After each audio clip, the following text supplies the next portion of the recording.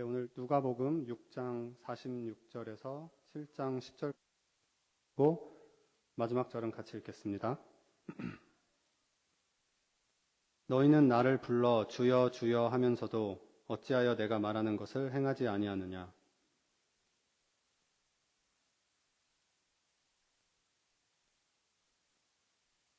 집을 짓되 깊이 파고 주추를 반석 위에 놓은 사람과 같으니 큰 물이 나서 탕류가 그 집에 부딪히되 잘 지었기 때문에 능히 요동하지 못하게 하였거니와.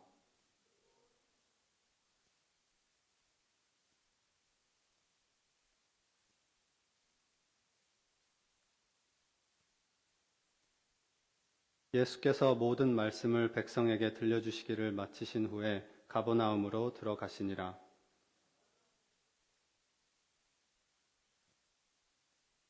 예수의 소문을 듣고 유대인의 장로 몇 사람을 예수께 보내어 오셔서 그 종을 구해 주시기를 청한지라.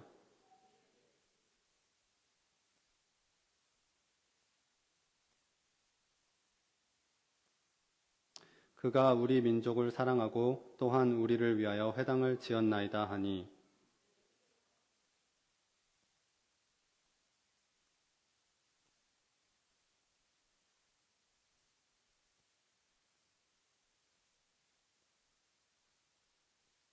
그러므로 내가 주께 나아가기도 감당하지 못할 줄을 알았나이다. 말씀만 하사 내 하인을 낫게 하소서.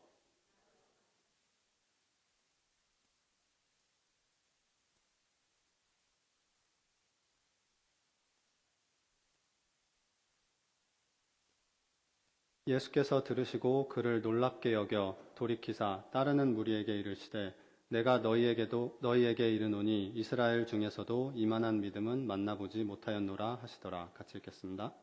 보내었던 사람들이 집으로 돌아가 보매 종이 이미 나아 있었더라. 아멘.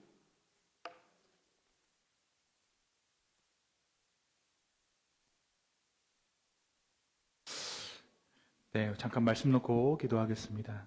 주님, 오늘 이 말씀 가운데 하나님의 은혜가 있기를 원합니다. 주님, 사람의 말이 아닌 주님의 말씀이 이곳 가운데 선포되어지게 하여 주시고, 주님의 역사하심이 이 예배의 자리 가운데 드러날 수 있도록 하나님 성령께서 역사하여 주시옵소서. 감사합니다. 예수님의 이름으로 기도했습니다. 아멘. 여러분, 여러분의 자산을 어딘가에 투자하고 계신가요? 투자. 네. 만약 그렇다면 여러분의 투자 방식은 어떤 식으로 진행하고 계신가요? 2023년 기준으로 대한민국 만 19세 이상의 성인 중 약 40%에서 50%가 직접 혹은 간접적으로 주식 투자에 참여하고 있다고 합니다. 굉장히 많은 숫자예요. 성인 중에 둘 중에 한 사람은 주식 투자를 하고 있다는 얘기니까요. 그러니까 한국예탁결제원의 자료에 따르면 2023년 말 기준으로 개인 투자자는 약 1,400만 명 이상이라고 합니다. 그러니까 전체 인구가 한 5,200만 명 정도라고 했을 때 27%, 성인 기준으로 했을 때는 한 40에서 50%가 무언가에 투자를 하고 있다는 얘기죠. 그런데 여러분, 세대에 따라 투자하는 경향이 조금 다르다고 해요. MZ세대는 적극적이고 공격적인 투자 경향을 가지고 있다고 합니다. 그럼 이 사람들은, 이 MZ세대는 뭐를 투자할까요? 주식에 투자하고요, 코인에 투자하고, 해외 주식에 투자하고, 뭐 ETF에 투자한달지, 이런 다양한 투자 상품을 활용해서 자신들의 자산을 투자한다라고 해요. 그렇다면 이 MZ세대들이 투자에 대한 정보를 습득하는 경로는 어떨까요? 유튜브를 본다 그러고요, SNS를 한다 그러고, 뭐 디스코드라는 게 있다고요, 뭐 카톡 오픈방, 이런 것들을 통해서 정보를 얻는다고 해요. 한편 4050 세대는 어떨까요? 이들은 MZ세대보다 안정적인 투자를 지향한다고 합니다. 그리고 주식보다는 부동산 투자를 선호하는 경향을 보인다고 해요. 그렇다면 이들은 또 어떤 계기로 투자를 결정하고 진행하게 될까요? 이들은 경제방송을 보고요, 증권사 리포트, 이러한 것들을 좀 참조해서 자신의 투자 종목을 정한다고 합니다. 확실히 요즘 젊은 세대와 4050 세대의 투자 경영이 사뭇 다르다는 것을 우리가 알 수 있죠. 자산이 어느 정도 모이는 사람들은 큰 거 살만하니까 부동산에 투자하고, 적은 사람들은 어떻습니까? 돈이 없으니까 일단 빨리 튀기고 봐야 되는 거예요. 그러니까 코인, 주식 이런 걸로 공격적으로 투자하는 게 MZ세대의 투자 방식이라는 거죠. 그런데 여러분, 세대를 막론하고 이 두 세대가 투자에서 보이는 공통점이 있습니다. 사람들이 그냥 막무가내로 어떤 것에 막 투자하는 것이 아니라 이 두 세대 모두 투자 스타일은 다르지만 누군가의 추천을 받았어. 누군가의 분석을 참고해서 투자를 결정한다는 거예요. 제가 여러분들께 좋은 종목 하나를 여러분께 소개 좀 시켜드리려고 하는데요. 죄송합니다.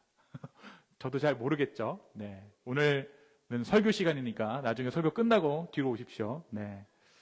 주식을 사는 MZ세대도 부동산 위주로 투자를 하는 4050 세대도 누군가의 조언이나 추천을 투자 과정 가운데 거치게 된다는 거예요. 어떤 증권 분석가가 90년대 말에 사람들이 자기한테 계속 물어보더래요. 어디에 좀 투자하면 좋을까요? 어떤 종목에 투자할까요? 그때마다 이 사람은 여러 종목들을 투자하면서 혹시 여유가 된다 그러면 아마존에 투자하세요. 그랬대요. 아마존에. 그리고 그의 말을 들은 사람은 어떻게 됐을까요? 엄청난 이익 실현을 했겠죠. 그때 이분의 말을 듣고 아마존에 1,000만 원 정도 투자한 사람들은 지금 얼마 벌었게요? 60억 벌었답니다. 네. 1,000만 원 넣었으면, 아마존에 1,000만 원 넣었으면 60억 되는 거예요. 네. 그럼 이 아마존을 추천해준 증권 분석가는 지금쯤 얼마나 큰 부자가 됐을까요? 여러분, 여기 함정이 있죠. 이 사람이 부자였으면 증권 분석가를 계속 하고 있을까요? 안타깝게도 이 사람은 다른 사람들에게 여유가 되면 아마존에 투자하세요 라고 추천하긴 했지만 정작 자기는 한 주도 사지 않았답니다. 참으로 안타까운 일이죠. 여기서 우리는 한 가지 교훈을 얻죠. 아는 것과 행하는 것, 정보를 습득하는 것과 실행하는 것은 비슷해 보이지만 전혀 다른 결과를 낳는다는 거예요. 아마존에 그때 100만 원이라도 넣었어야죠. 1,000만 원이 60억이면 100만 원은 얼마입니까? 6억입니다. 그거라도 건졌어야죠. 그렇죠? 그는 이 주식에 대해서 자신이 잘 알고 있다고 생각했을 거예요. 그리고 실제로 그것은 사실이었죠. 이 사람은 이 주식에 대해서 정말 잘 알고 있었습니다. 이 사람은 이 주식에 대해, 이 아마존이라는 종목에 대해서 제대로 전망했고 그의 전망은 적중했습니다. 그런데 이 사람이 알고 있는 그 정보가 이 사람에게 실제적인 이익을 실현시켜주지는 못했어요. 왜? 알았지만 하지 않았기 때문에. 알았지만 실행에 옮기지 않았기 때문이죠. 아는 것과 실행하는 것은 다르다라는 거예요. 우리 부부들이 있잖아요. 말로만 사랑해 사랑해 하면 사랑을 알 리가 없어요. 사랑을 몸으로 보여야 되는 거죠. 사랑해 하면서 선물 줘야 되는 겁니다. 사랑해 하면서 백도 주고, 사랑해 하면서 반지도 주고, 이게 true love죠. 이게 진정한 사랑입니다. 말로만 사랑해, 언젠가 사랑해, 아니죠. 지금 내가 너에게 이 선물을 준다. 그러므로 나는 너에 대한 사랑을 증명한다. 비록 선물뿐만이 아닐 거예요. 삶에서 드러나는 행동들, 어떤 제스처들을 통해서 우리는 사랑을 확인합니다. 아는 것만이 아닌 삶을 통해, 행동을 통해 사랑을 보이는 것이죠. 증명하는 것입니다. 우리가 계속해서 예수님의 가르침을 누가복음을 통해 나누고 있습니다. 예수님의 가르침은 이전에 어떤 종교 지도자들의 가르침보다도 그 내용면에서 탁월했을 뿐만 아니라 당시 사회 안에서 큰 도전들이 되는 그러한 가르침이었어요. 여러분 한번 생각해 보십시오. 힘있고 능력 있는 사람들 앞에서, 당시에 힘있고 능력 있는 사람들 앞에서 누가 감히 가난한 자에게 복이 있다라고 말할 수 있겠습니까? 천국이 자신들의 것이라고 확신하던 종교 지도자들 앞에서 지금 애통하고 슬퍼하는 자들이야말로 천국을 소유할 것이다 라고 선포할 수 있었겠습니까? 여러분 곰곰이 생각해 보면 사회에는요, 척을 지고 있는 사람들이 많아야, 다시 말해 원수 관계가 많을수록 이득을 취하는 계층들이 존재하는 법이에요. 분쟁이 지속될수록 그 갈등에 기대어 권력과 부를 쌓는 이들이 늘어나죠. 여러분, 얼마 전에 젤렌스키하고 트럼프가 만났습니다. 난리가 났어요. 그러니까 트럼프가 뭐라 그래요? This is very good TV show라고 얘기해요. 갈등이 일어나니까 TV 쇼가 됐다라는 거예요. 그 말은 방송국 니들 수지 맞았어 이 얘기입니다. 한국에 탄핵 세태가 일어났어요. 이 사람 저 사람이 싸웁니다. 갈등이 일어나니까 그 갈등의 틈을 파고들어서 기독교가 이득을 얻기 시작합니다. 특정 기독교입니다. 기독교라고 부를 수도 없는 그 기독교 계층들이 이득을 얻기 시작해요. 그렇죠?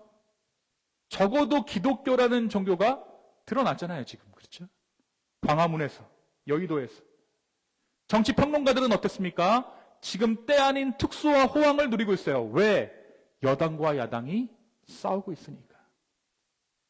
이처럼 세상은요, 선과 악, 빛과 어둠이 공존해야만 그 가치가 드러나는 구조를 가지고 있어요. 악이 있어야 선이 돋보이고 어둠이 있어야 빛이 돋보이는 것이 세상이라는 거예요. 그런데 그런 세상에서 원수를 사랑해라 라고 예수님께서 말씀하셨어요. 그러니까 세상의 구조를 뛰어넘어서 인간이 본래 가져야 할 사랑과 평화의 가치를 일깨우는 혁명적인 메시지였습니다. 자, 윤석 집사님하고 우리 은희 집사님이 그럴 리가 없겠지만 싸웠어요. 싸우니까 둘이 커뮤니케이션을 안 해요.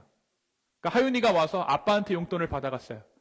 그런데 윤석 집사님이 아내에게 차마 이야기를 할 수 없는 거죠. 하윤이에게 얼마를 줬다고. 하윤이가 이걸 알았습니다. 엄마에게 가서 엄마 나 용돈 좀 줘. 또 받아가요. 이런 거예요. 갈등하면 갈등할수록 중간에 파고들어서 이득을 취하는 사람들이 많았다고요. 그럼 하윤이는 엄마 아빠가 화해하는 걸 바랄까요? 계속 싸우는 걸 바랄까요? 좀 이 싸움이 좀 계속 됐으면 좋겠다. 이중과세할 수 있도록. 그렇죠? 네. 어떻게 보면 여러분 그러니까 미디어들이 갈등을 부추겨요. 화해를 원하지 않는 것입니다. 그런데 예수님이 거기서 뭐라고 말씀하시냐면 우리가 진짜 해야 될 것은 사랑이야. 원수를 사랑해야 돼. 인간이 본래 가져야 할 사랑과 평화의 가치를 일깨우는 혁명적인 메시지를 전한 거예요. 사람들은 예수님의 가르침에 깊은 깨달음을 얻기 시작합니다. 그래, 우리가 해야 하는 것은 사랑이지, 원수까지도 사랑해야 되지. 그리고 사람들은 예수님을 뭐라고 부르기 시작하느냐? 주님이라고 부르기 시작합니다. 주님. 네. 여러분, 예수님을 주님이라고 부르는 것은 단순한 존칭의 의미가 아니었어요. 당시 사람들은 하나님을 직접적으로 부를 수는 없었습니다. 하나님이라는 단어 자체가 가지고는 신성함 때문이었어요. 그래서 당시 유대교의 사람들은 하나님을 주님이라고 불렀습니다. 그러니까 오늘 이 말씀 가운데 예수님을 주님이라고 사람들이 불렀다라는 것은 그들이 예수님을 신적 권위를 가진 구원자이자 진정한 왕으로 인정하는 신앙 고백을 담아서 주님이라고 불렀다라는 거예요. 한편 이 로마의 식민지 가운데 있었던 사람들은 이 주님이라는 호칭을 누구에게 사용하고 있었을까요? 황제에게 사용하고 있었습니다. 로마의 사람들은 로마 황제를 주님이라고 불렀습니다. 그러니까 예수님을 주님이라고 부르는 사람들은 로마의 황제를 주님이라 부르는 사람들과 구별되는 생각과 가치관, 더 나아가서는 신앙 체계를 가지고 있다는 것을 의미합니다. 내가 지금 로마 황제를 주님이라고 부르는 것이 아니라 예수님 당신을 주님이라고 부르고 있습니다. 내가 얼마나 신실한 사람입니까? 그것이 바로 그들이 예수님을 주여라고 부르는 이유였다라는 것이죠. 그런데 문제가 있었습니다. 이들이 예수 그리스도를 주님이라고 부르고는 있었지만 정작 그들의 삶의 모양이 변하지 않았다라는 거예요. 이때 예수님께서 비유로 든 것이 바로 모래 위에 세운 집과 반석 위에 세운 집입니다. 여러분, 반석 위에 세운 집은 어떻습니까? 복음 위에 지은 집이에요. 여기서의 복음이란 단순히 머리로 인지하는, 이해하는 복음의 메시지라는 차원을 넘어서 복음을 사는 사람들이죠. 진짜 복음을 살아내는 사람들이에요. 그런 사람들은 어떤 사람들입니까? 반석 위에 집을 짓는 사람들과 같다. 반대로 파운데이션이 없는 사람들은 어떤 사람들일까요? 종교적인 행위를 기초 삼아 지금 집을 지어 올리고 있는 거예요. 이 비유를 조금 더 자세히 살펴보면요, 두 사람 모두 뭘 하긴 합니까? 집을 짓기는 지어야. 그러니까 겉으로 보기에는 모두 신앙생활을 하고 있는 것처럼 보인다고요. 그렇죠? 예수님을 믿고 예수님의 가르침을 듣고 주님이라고 예수님을 부른다는 것은 여러분 둘 중에 하나겠죠. 하나는 그들이 진짜 신앙을 가졌을 수도 있고요. 두 번째는 그들이 얼마나 종교적인가를 역설적으로 보여주는 지점이었습니다. 가령 우리 교회 집사님 중에 어떤 한 분이 나이가 조금 지긋하게 드신 분들을 모두 권사님이라고 부른다고 칩시다. 처음 보는 사람도 다 권사님이라고 불러요. 우리는 이 사람이 권사님이라고 부르는 것을 통해 두 가지를 유추할 수 있죠. 하나는 이 사람이 정말 신앙이 좋겠구나. 두 번째는 이 사람이 다른 것은 생각하지 못하는구나. 다시 말하면 종교적인 허상 가운데 있구나. 그러니까 이들이 지금 주님이라고 부른다는 것은 둘 중에 하나라는 거예요. 진정한 신앙을 가졌을 수도 있고 얼마나 종교적으로 그냥 그렇게 생활하고 있는지를 둘 다 보여주고 있다는 것이죠. 그런데 예수님은 46절에 보니까 그들이 자신을 주여라고 부르는 것을 두고 책망하셨습니다. 46절 한번 다 같이 읽을까요? 46절입니다. 시작.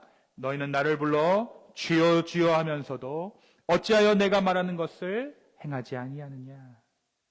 그러니까 그들이 주여 주여 하는 것은 후자의 의미라는 것이죠. 나를 주여라고 부르는 것이 너희의 신실함을 말하기보다는 너희가 얼마나 종교적인 존재라는 것을 보여주고 있다는 것입니다.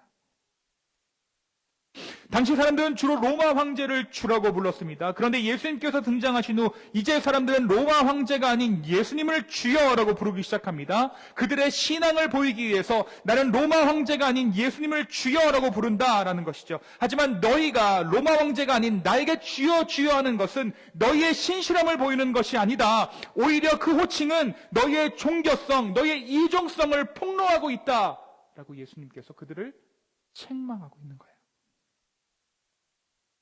여러분, 우리가 우리의 단어들을, 우리가 말에서 사용하는 단어들을 보면, 대화 가운데 사용하는 이 단어들을 보면 이 부분들이 드러나는 것 같아요. 실례로 우리가 일상에서 사용하는 많은 단어들 중에는 이미 종교적인 색채가 덧입혀져서 왜곡된 것들이 있습니다. 그 대표적인 예가 제가 봤을 때 은혜라는 단어인 것 같아요. 은혜. 자, 본래 은혜란 내가 얻을 수 없는 것을 거저 얻었다라는 의미를 갖죠. 다시 말해 자격이 없음에도 불구하고 주어진 선물이라는 뜻입니다. 이 은혜의 개념은 아직 세상에서는 비교적 순수하게 남아 있습니다. 예를 들어서 누군가가 이유 없이 나에게 도움을 줬을 때 내가 정말 은혜를 입었어. 그럼 어떻게 합니까? 내가 갚아야지. 내가 이 은혜에 합당한 행동을 저 상대방에게 언젠가는 해줘야지 라고 생각해요. 그렇죠? 비록 이 은혜라는 것이 나에게 대가 없이 주어진 호의지만 내가 이 호의에 감사해서 뭐라도 좀 해줘야지 라고 생각을 한다고요. 근데 교회 안에서는요, 이 은혜라는 단어가 오히려 심하게 왜곡되고 오염된 경우가 많습니다. 이 교회 안에서의 은혜란 아무것도 하지 않아도 되는 상태를 의미하는 말이 됐어요. 그래서 교회 목사님들이 가장 무서워하는 사람들이 누군지 아세요? 은혜 받은 사람들이에요. 아무것도 안 합니다. 왜요? 은혜 받았으니까. 또한 은혜란 내 심리적인 위로와 감정적 고향을 의미하는 것으로 그 의미가 축소됐어요.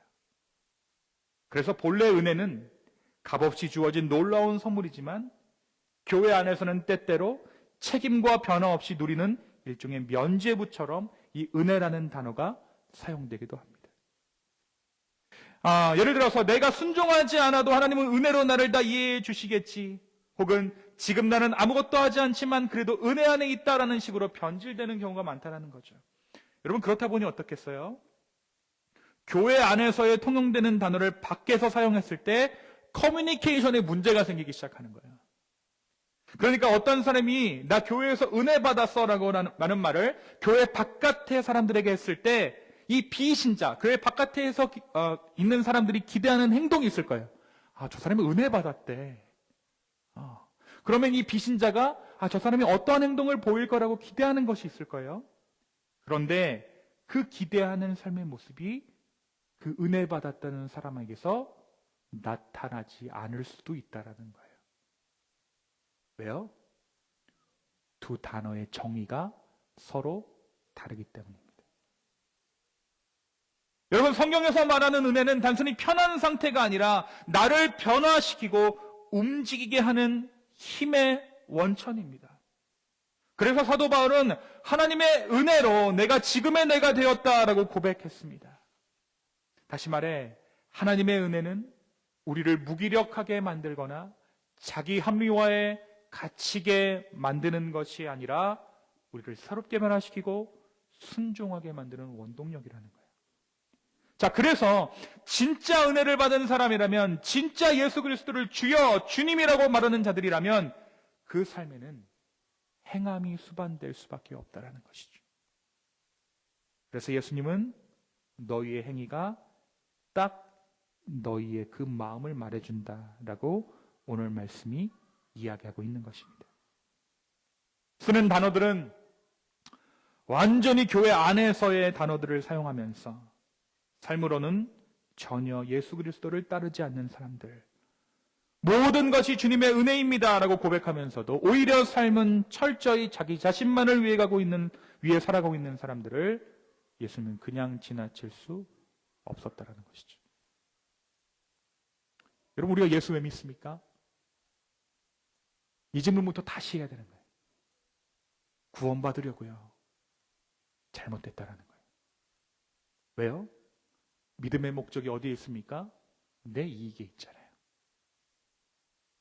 은혜 받으면 이게 바뀐다고요. 여러분, 이런 자들에게 오히려 예수님의 가르침이 교만의 이유가 됐어요. 봐라, 내가 예수님 주님이라고 부르는 자야. 봐봐, 예수님께서 가르치시는 모든 과목들을 나는 수강했어. 내가 이거 알아. 내가 이거 알아. 그러니까 이들에게는 지금 어떻게 보면 종교적인 훈장 하나를 더 다른 거예요. 내가 예수님 따라다녀. 내가 무려 예수님의 강의를 들었어. 내 눈앞에서 예수님이 말씀하셨다니까. 예수님의 가르침이 오히려 교만이 되었다는 거예요. 이 가르침을 마친 후에 예수님께서 한 병든 하인을 고쳐주는 일을 말씀은 기록하고 있습니다.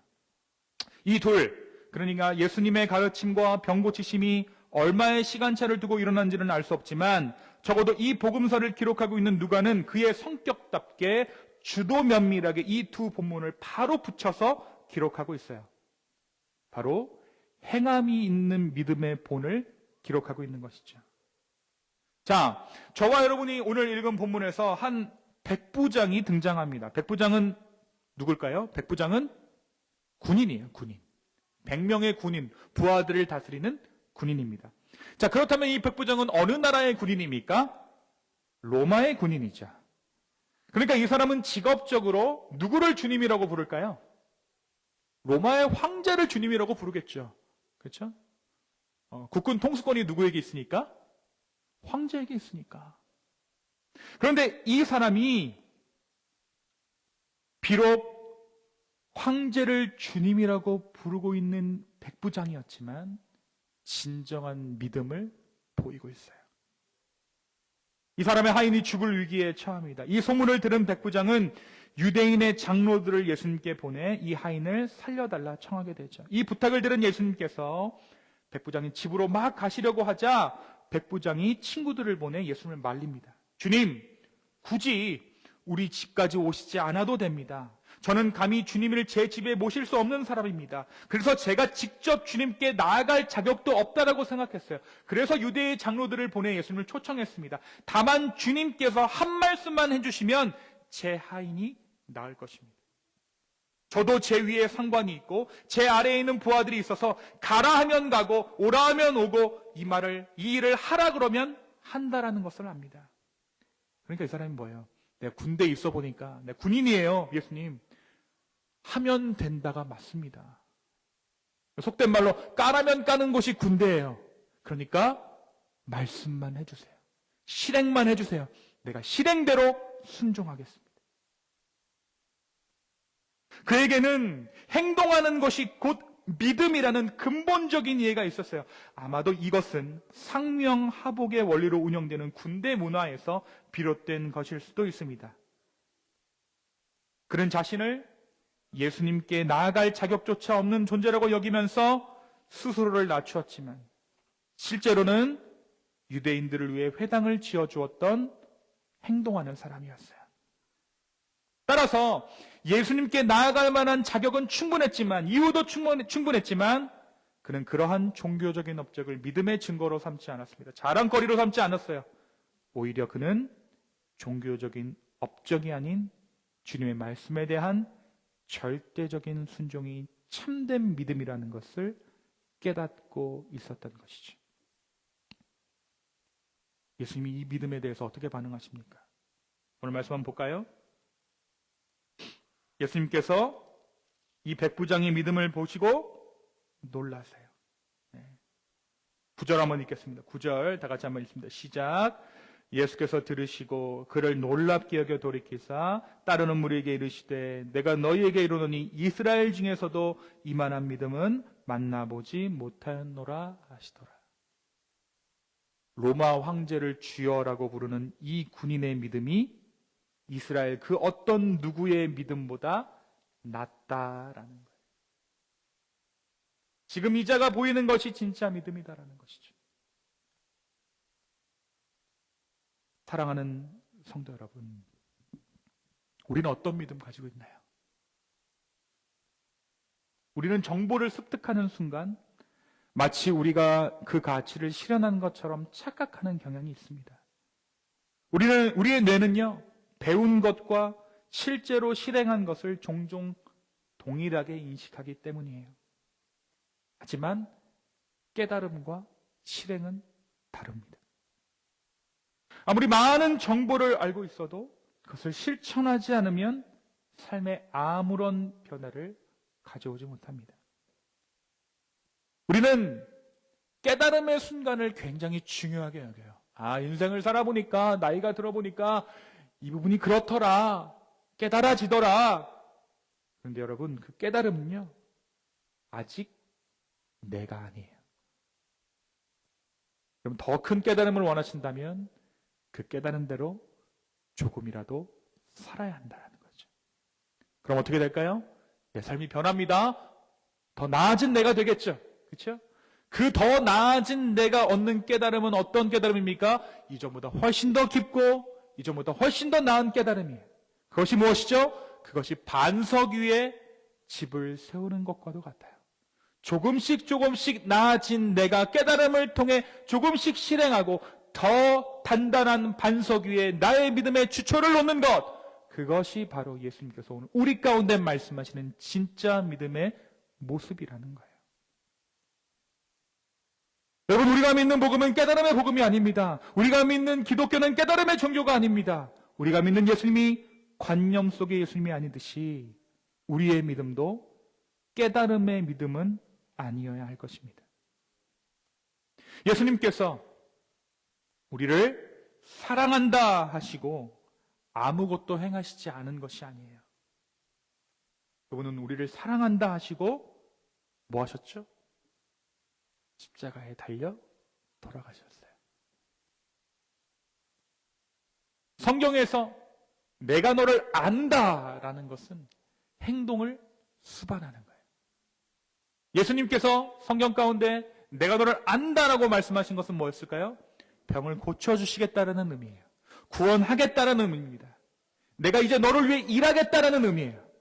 안다라는 것은 머릿속으로 하는 의미가 아니라 행동을 수반하는 지식이었다라는 것이죠. 사랑하는 성도 여러분, 우리는 그 십자가의 주님, 자신을 바쳐 우리를 사랑하신 주님을 사랑의 주님이라고 부릅니다. 우리가 행하는 만큼 그리스도를 사랑하는 것입니다. 우리가 행하는 만큼 우리가 속한 가정은 변할 것입니다. 우리가 행하는 만큼 우리가 속한 교회 공동체는 변화할 것입니다. 우리가 행하는 만큼 내가 속한 어떤 조직도 변화하게 될 것입니다. 우리가 행하는 만큼 우리는 하나님 나라를 내 삶 가운데 경험하게 될 것입니다. 하나님 나라가 내 삶에 없다라고 말하고 내 신앙은 내 피부에 와닿지 않는다라고 말하면서 어느새 내 신앙은 차갑게 식어가고 있습니다라고 말하고 있다면 정말 죄송하지만 어쩌면 하나님께서 우리에게 주신 만큼 우리가 행하지 못하고 있다는 반증인지도 모르겠어요. 목사님, 내 신앙이 예전 같지 않아요. 내 신앙이 슬럼프에 빠졌습니다. 왜? 깨달음은 있었지만 행하지 않았기 때문에.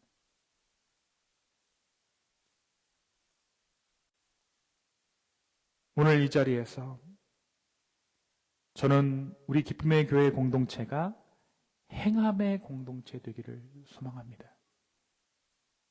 말뿐으로서의 사랑이 아닌 행함이 있는 사랑.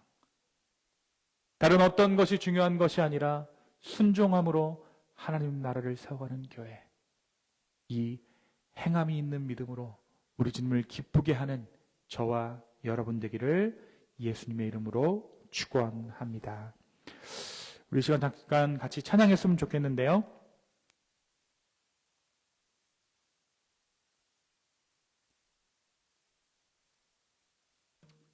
그 자리에서 일어나셔서 우리 함께 찬양했으면 좋겠습니다.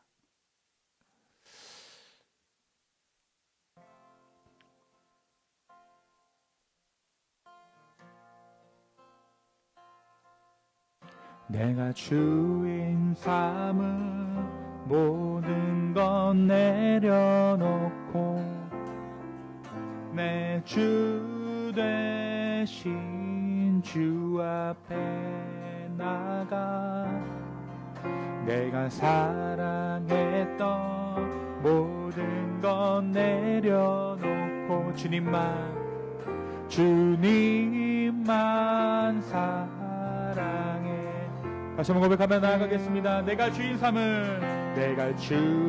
삼은 모든 건 내려놓고 내 주 되신 주 앞에 나가 내가 사랑했던 모든 건 내려놓고 주님만 사랑해.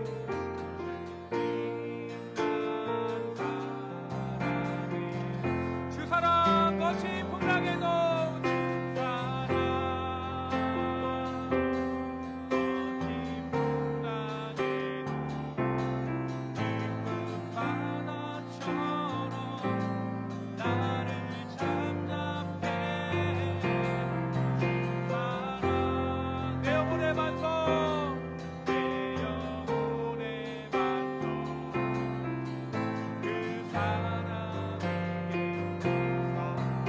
사랑 거친 풍랑에도 바라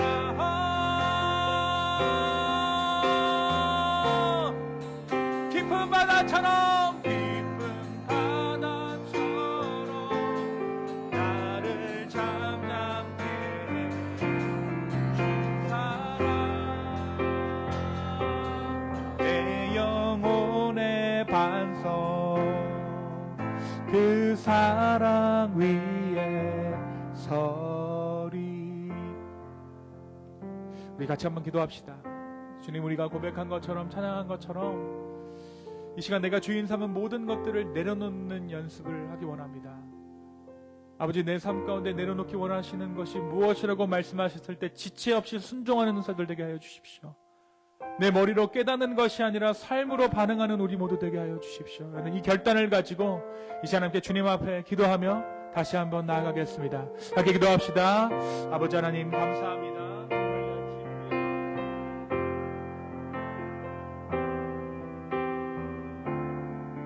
주님, 우리의 마음과 우리의 상황을 아버지께 드립니다. 주님께서 내 삶 가운데 원하는 것이 무엇인지 우리로 하여금 깨닫게 하여 주십시오. 하나님, 그리고 그것을 우리가 깨달음에 그치는 것이 아니라 기꺼이 순종하는 자들 다 되게 하여 주시옵소서. 성령님, 우리 가운데 함께 하여 주시고 주의 은혜로 우리 가운데 함께 하시며 주님의 사랑으로 우리를 덮어 주시옵소서. 이 시간 우리 여러분을 성찬의 자리 가운데로 초대합니다. 성찬을 위해서 잠깐 우리 교독하고요, 우리 한 분씩 나오셔서 성찬해 주셨으면 좋겠습니다. 우리 아이들도 함께 했으면 좋겠습니다. 예수께서 이르시되 나는 생명의 떡이니 내게 오는 자는 결코 줄이지 아니할 터이요 나는 하늘에서 내려온 살아있는 떡이니 사람이 이 떡을 먹으면 영생하리라. 내가 줄 떡은 곧 세상의 생명을 위한 나의 살이니라 하시니라. 내 살을 먹고 내 피를 마시는 자는 영생을 가졌고 마지막 날에 내가 그를 다시 살리리니 내 살은 참된 양식이요 내 피는 참된 음료로다. 내 살을 먹고 내 피를 마시는 자는 내 안에 거하고 나도 그의 안에 거하나니 살아계신 아버지께서 나를 보내심에 내가 아버지로 말미암아 사는 것 같이 나를 먹는 그 사람도 나로 말미암아 살리라. 새 계명을 너희에게 주노니 서로 사랑하라. 내가 너희를 사랑한 것 같이 너희도 서로 사랑하라. 너희가 서로 사랑하면 이로써 모든 사람이 너희가 내 제자인 줄 알리라. 아멘. 우리 잠깐 기도하겠습니다.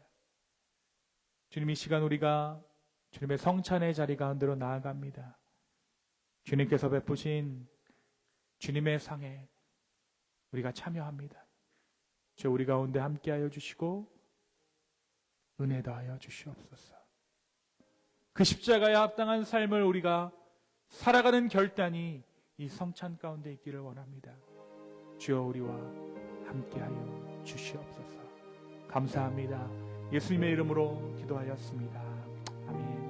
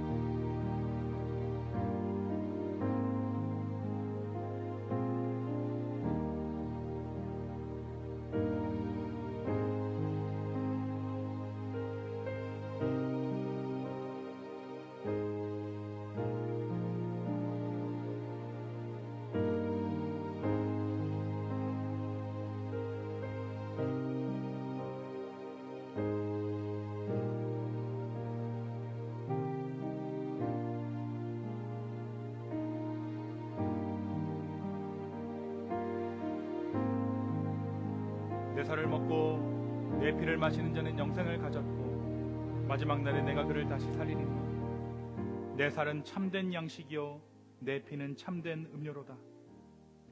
내 살을 먹고 내 피를 마시는 자는 내 안에 거하고 나도 그의 안에 거하나니 살아계신 아버지께서 나를 보내심에 내가 아버지로 말미암아 사는 것 같이 나를 먹는 그 사람도 나로 말미암아 살리라.